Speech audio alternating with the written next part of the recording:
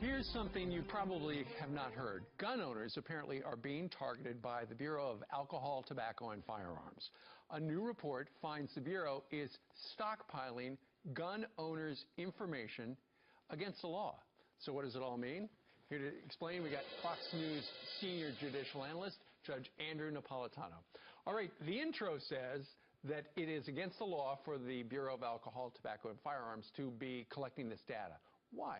Well, the Bureau licenses gun dealers. It doesn't license individual gun owners. Right. And it requires gun dealers to give all information about all sales in states that require permits and in states that don't require permits to the federal government. Right. The federal government is supposed to collect it for statistical reasons only, meaning they're supposed to destroy identifiers, name, So they add address. things up and then they Right. burn it. How many handguns are here? How many rifles are there? Congress decided that was a legitimate thing for the government to do.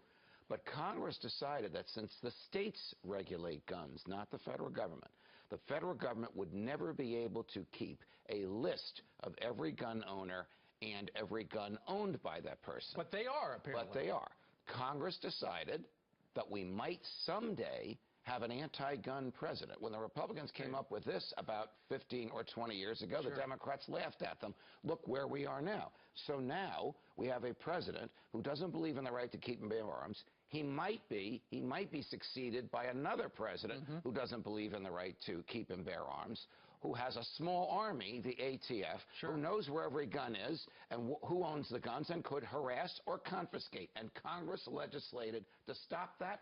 This lawless administration has broken that law and retained that information. Judge, it shouldn't surprise us, should it? I mean, the IRS targeted people. Why shouldn't the ATF? It shouldn't surprise us. It's reprehensible. It violates federal law. It violates a Supreme Court opinion. It violates our natural right to self-defense, which is protected by the Second Amendment. This report has been out a couple of days. Why is this not a bigger deal?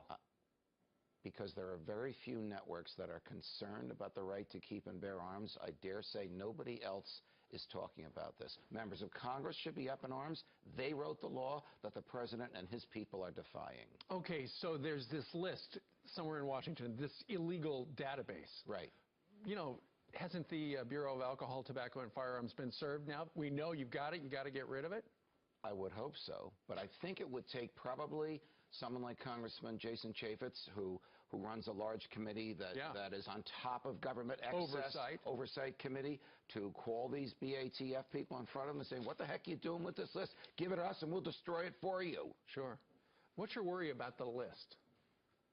That an anti-gun president or somebody in an anti-gun president's administration could use the list to harass gun owners, law enforcement, military, and civilians who disapprove of the government's policies. And that would be reprehensible. And ultimately, it would be essentially a map to where all the guns are. To confiscate.